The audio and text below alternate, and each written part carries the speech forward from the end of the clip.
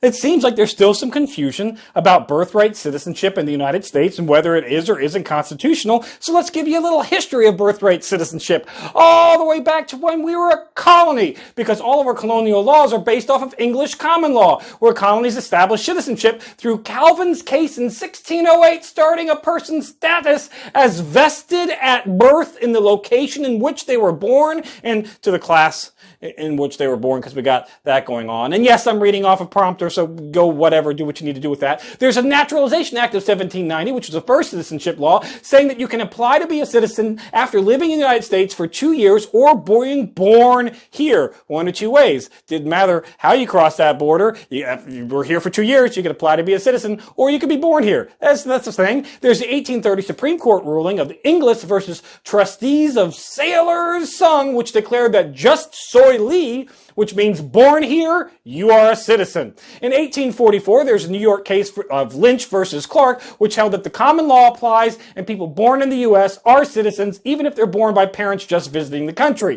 In 1862, there's a Citizenship, which was expanded to free men of color born in the U.S. under the Attorney General. Basically got the Attorney General during the Civil War when a bunch of free men of color are now being free, or slaves are being freed. But you're born here, you're a citizen. The Civil Rights Act of 1866, that clearly defines all persons born into the U.S. are citizens, excluding Indians that are not taxed and subject to foreign government. I.e., born in the U.S., but you live in Canada, you're Canadian. But if you're born in the U.S. to Canadian parents and you live in the United States, you're a U.S.